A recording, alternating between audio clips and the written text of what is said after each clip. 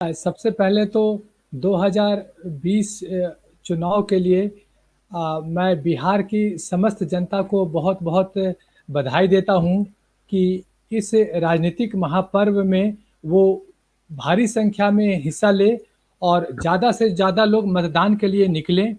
सभी लोग मतदान करें ताकि सही योग्य उम्मीदवार चुना जा सके, जिससे बिहार का चहुमुखी विकास हो सके। तो आपको क्या खिला रहा है जिस प्रकार से वहां पर अभी खास तौर से अभी चला है, और इसमें आपको क्या लगता है कि किधर जाएगी अभी सत्ता, किसके हाथ में जा रही है? शुरू से ही आप देखें तो बिहार राजनीतिक रूप से बहुत आगे रहा है। वहाँ की आम जनों में राजनीति में बहुत ज़्यादा रुचि है।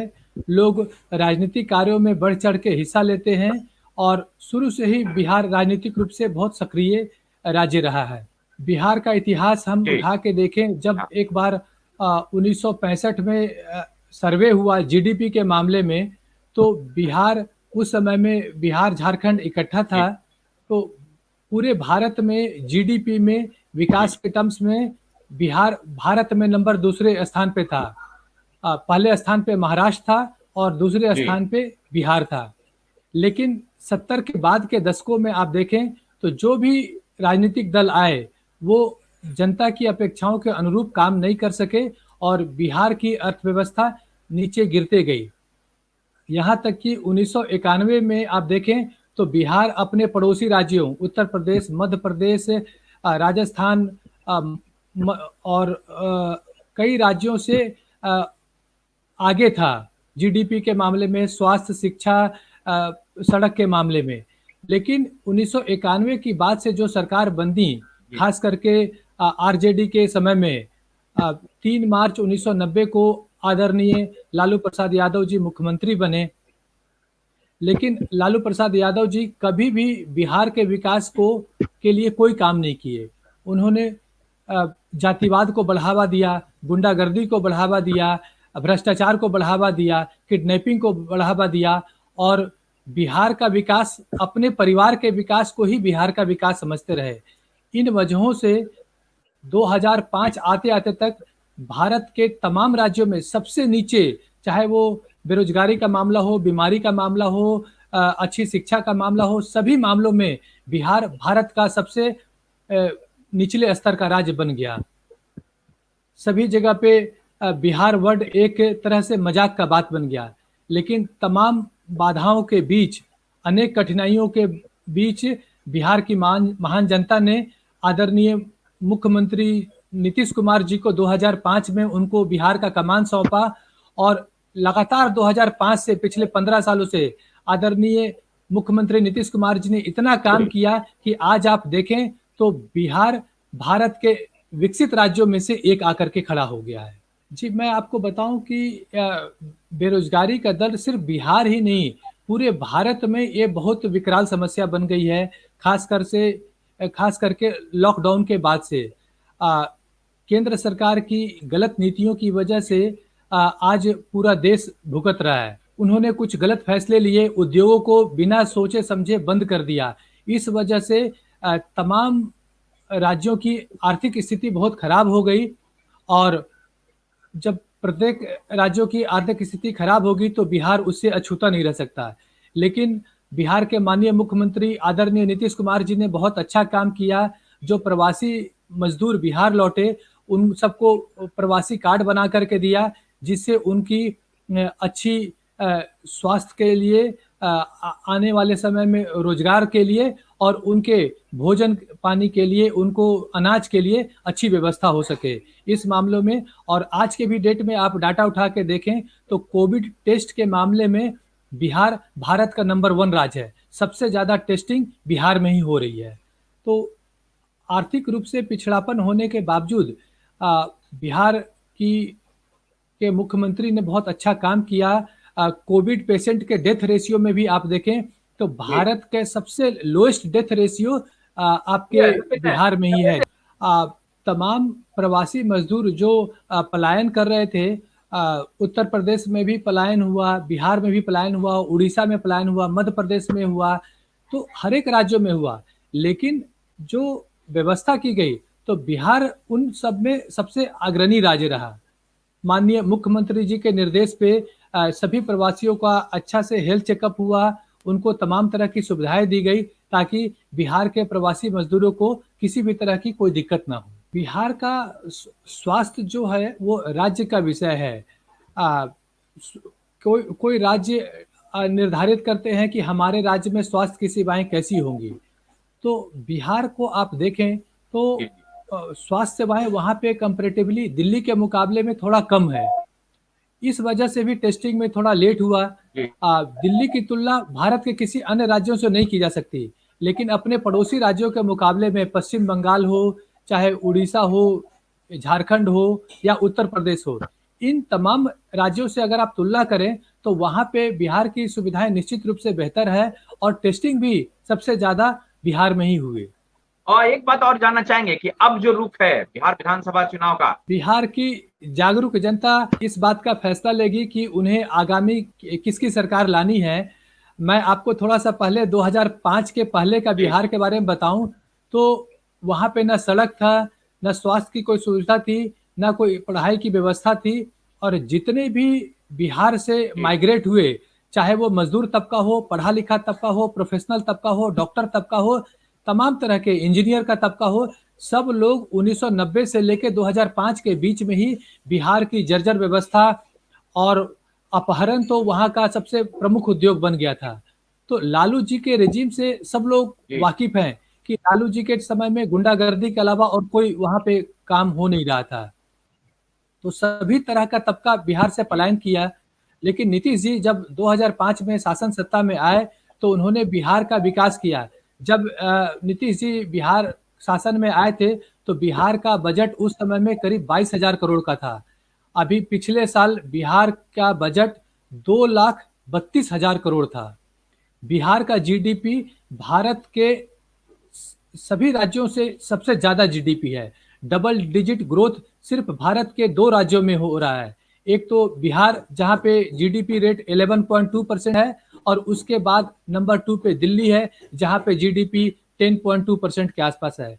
तो आप अपने पड़ोसी राज्यों से देखें, बिहार की तुलना करें उत्तर प्रदेश, झारखंड, बंगाल, उड़ीसा, तमिलनाडु, किसी भी राज्य से, तो जीडीपी बिहार नंबर 1 है।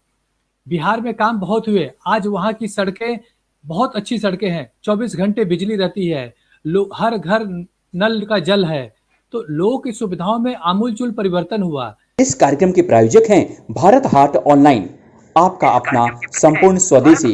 कुछ भी खरीदें, कुछ भी बेचें, जहां घर बैठे करें व्यापार, कमाई होगी अपार। आज ही अपना पंजीकरण करें, वो भी ऑनलाइन। भारत हाट .online। संपर्क करें MS सेल कॉर्पोरेशन, गोविंदपुरी, नई दिल्ली। फोन नंबर है 9013666652। यहाँ दोस्तों हम बात कर रहे हैं बिहार विधानसभा चुनाव में और खास तौर से क्या कुछ कौन आगे है कौन पीछे, लेकिन इसी बात चर्चा के लिए हमारे साथ जुड़े हुए हैं। भारत में तमाम तरह के नेतागण हैं जो अपनी अपनी विचारधारा के हिसाब से काम करते हैं। तेजस्वी जी कुछ सोचे होंगे, लेकिन उनका जो ट्रैक रिकॉर्ड है आप देखें, या जेडीयू आरजेडी पार्टी का ट्रैक रिकॉर्ड देखें, 1990 से लेकर 2005 तक 15 साल का लंबा शासन आदरणीय लालू प्रसाद यादव जी और राबड़ी देवी जी का शासनकाल रहा। लेकिन 15 सालों के शासन में उन्होंने अपने बिहार राज्य के लिए एक भी भलाई का काम नहीं किया। ना तो उन्होंने सड़कें बनाई, ना स्वास्थ्य के लिए कोई काम किया, ना रोजगार के लिए काम किया। इनफैक्ट बिहार में जो पहले तमाम तरह की रोजगार और उद्योग थे, उन सबको भी लालू जी के शासनकाल में बंद करना पड़ा। आप 10 लाख रोजगार देने के लिए तैयार हैं, भाई बदलता है, ट्रांसफॉर्मेशन होता है। अब तेजस्वी यादव रोजगार दे रहे हैं तो लोग आ रहे हैं। कह देना बहुत आसान काम है, लेकिन एक्चुअल में उसको अमली जामा पहनाना बहुत ही मुश्किल काम है। एक छोटा सा आपको मैं बात बताऊं कि 2005 में पूरे बिहार में 9th में लड़कियों का जो शिक्षा का स्तर था 9th क्लास में, वो पूरे बिहार में केवल 17,000 लड़कियां 9th क्लास तक पहुंच पाती थी। उसके पहले वो ड्रॉप आउट होती थी, चाहे उसके पीछे जो भी कारण रहा हो। लेकिन जब आदरणीय मुख्यमंत्री जी बने बिहार के मुख्यमंत्री, तो उन्होंने सभी इंफ्रास्ट्रक्चर के लिए बहुत काम किया। अच्छी सुविधाएं दी और लड़कियों के लिए पोशाक योजना बनवाया। और पोशाक योजना के तहत जो बच्चियों को स्कूल में पोशाक दिया जाने लगा। उसके बाद साइकिल योजना लाए। कई बच्चियां दूर से पढ़ने आती थी तो उनके लिए साइकिल की योजना दी गई। जब लड़कियां क्लास 10th पास कर जाती है तो उनको 10,000 रुपये का स्टाइपेंड दिया जाता है। 12th पास करते ही उनको 25,000 रुपये का स्टाइपेंड दिया जाता है और ग्रेजुएशन पास करने पे उनको 50,000 रुपये दिए जाते हैं। आदरणीय मुख्यमंत्री जी ने गरीबों, शोषितों, पिछड़ों, दलितों, मजदूरों, अकलियत तमाम तबके के लिए उन्होंने काम किया। और आज आपको जान करके खुशी होगी कि पिछले साल करीब 4 लाख के आसपास लड़कियां वहां पे क्लास 9th तक पहुंची हैं। तो कहाँ 17,000 और कहाँ 4 लाख, कोई डाटा मैच नहीं करता। आदरणीय मुख्यमंत्री जी ने हर एक लोगों के लिए बहुत काम किए और इससे दलित, पिछड़ा, किसान, मजदूर, जो भी शोषित वर्ग था, सबका कल्याण हुआ। और बिहार में आज सबके चेहरे पे खुशहाली है। और अब तो आप इस साल सिविल सर्विसेज का डाटा उठा के देखें, जो करीब 927 बच्चे सिविल सर्विसेज में पास हुए हैं, उसमें से अकेले 347 बच्चे बिहार से ही हैं। तो बिहार का स्वास्थ्य का सुविधा और शिक्षा में आमूलचूल परिवर्तन हुआ। आपने सुपर 30 का नाम सुना होगा, जो वहाँ पे भी इंजीनियरिंग के लिए काफ़ी अच्छा काम होता है और बच्चे वहाँ से पढ़ लिख करके सिर्फ भारत ही नहीं बल्कि दुनिया में बिहार का नाम आगे बढ़ा रहे हैं। आगे नाम बढ़ा रहे हैं और इस पर चर्चा करेंगे। और बस चलते चलते आप, हमें पता है आपको निकलना है, लेकिन हम अभी एक ब्रेक लेते हैं। इस कार्यक्रम के प्रायोजक हैं MS सेल कॉर्पोरेशन। सभी तरह की गारमेंट, मास्क एवं PPE किट एसेसरीज जैसे इलास्टिक, बटन, लेस, कोटा, बेंच कॉर्ड आदि एक्सपोर्ट क्वालिटी के लिए संपर्क करें। MS सेल कॉर्पोरेशन, गोविंदपुरी, नई दिल्ली। फोन नंबर है 9013666652। यहाँ दोस्तों, ब्रेक के बाद आपका स्वागत है। हम चर्चा कर रहे हैं बिहार विधानसभा चुनाव को लेकर। क्या नीतीश कुमार का रुख क्या है, कहाँ जा रहे हैं। तो क्या आपको लगता है नीतीश कुमार के सिर पर पसीने हैं तो बड़ा मुश्किल है इस बार? क्या कहेंगे सत्येंद्र जी? क्या फिर से टर्न होगा 15 साल का पहले का रूप देखकर? मैंने बिहार के कई दौरे किए हैं। मैं आपको विश्वास दिलाता हूं कि इस बार बिहार की महान जनता भारी बहुमत से आदरणीय नीतीश कुमार जी को दोबारा चुनेगी। और मैं उम्मीद करता हूं कि, या पूर्ण विश्वास से कह सकता हूं कि जो वहां पे 243 विधानसभा की सीटें हैं, नीतीश कुमार जी और बीजेपी की टीम 200 से ज़्यादा सीटों पे जीत दर्ज करेगी। और बिहार की जनता ने दोनों काल देखा, लालू जी का भी शासनकाल देखा और नीतीश जी का भी शासनकाल देखा। एक तरफ विकास है जहाँ पे 24 घंटे बिजली है, पानी है, स्वास्थ्य है, शिक्षा है, लॉ एंड ऑर्डर है, और दूसरा भी क्षेत्र देखा है। तो इसलिए मैं पूर्ण विश्वास के साथ आशा व्यक्त करता हूँ कि बिहार की महान जनता आदरणीय मुख्यमंत्री नीतीश कुमार जी को दोबारा मौका देगी और अगले 5 सालों में बिहार भारत का अग्रणी राज्य बन पाएगा सभी क्षेत्रों में। क्या बिहार राज्य के अग्रणी राज्य बनेगा, ऐसा विश्वास है सत्येंद्र जी का। और निश्चित तौर पर बिहार विधानसभा चुनाव में जो हलचल है, यह अभी काफी कुछ अब बदलेगा, हवा रुख का बदलेगा, क्योंकि अभी वहां मोदी लगातार यात्रा कर रहे हैं, भाषण दे रहे हैं। इसका कितना प्रभाव पड़ता है अब देखने वाली बात होगी। और भाजपा किसी भी तरीके से इस चुनाव में अच्छा करना चाहिए। क्या सत्येंद्र जी, आप हमसे जुड़े और बहुत कम समय में हमने आपको इंटीमेट किया, आप हमसे जुड़े और बेहतरीन बातचीत की। आगे फिर हम आपसे बातचीत करेंगे। बहुत बहुत धन्यवाद, बहुत बहुत शुक्रिया हमसे जुड़ने के लिए। हम आगे फिर आपसे बिहार विधानसभा चुनाव पर खास चर्चा करेंगे। बहुत बहुत शुक्रिया। आपके प्रसिद्ध चैनल पे मुझे बुलाने के लिए बहुत बहुत धन्यवाद। और आपका चैनल काफी पॉपुलर है, सब लोग इसको देखते हैं। या बिल्कुल, और विजयादशमी की ढेर सारी शुभकामनाएं। और मिठाई खाइए और मिठाई बांटिए जी। धन्यवाद। या धन्यवाद। यहाँ दोस्तों, हम बात कर रहे थे बिहार विधानसभा चुनाव पर और खास चर्चा कर रहे थे यहाँ युवा नेता सत्येंद्र कुमार से, जो बिहार विधानसभा चुनाव पर कई दौरे किए हैं और लगातार वो वहां पर नजर आए हुए। दोस्तों, हम फिर तुरंत मिल रहे हैं आपसे नए कार्यक्रम के साथ। दीजिए माननीय को इजाजत, नमस्कार। इस कार्यक्रम के प्रायोजक हैं भारत हाट ऑनलाइन, आपका अपना संपूर्ण स्वदेशी। कुछ भी खरीदें, कुछ भी बेचें, जहां घर बैठे करें व्यापार, कमाई होगी अपार। आज ही अपना पंजीकरण करें, वो भी ऑनलाइन। भारत हाट .online। संपर्क करें MS सेल कॉर्पोरेशन, गोविंदपुरी, नई दिल्ली। फोन नंबर है 9013 666652।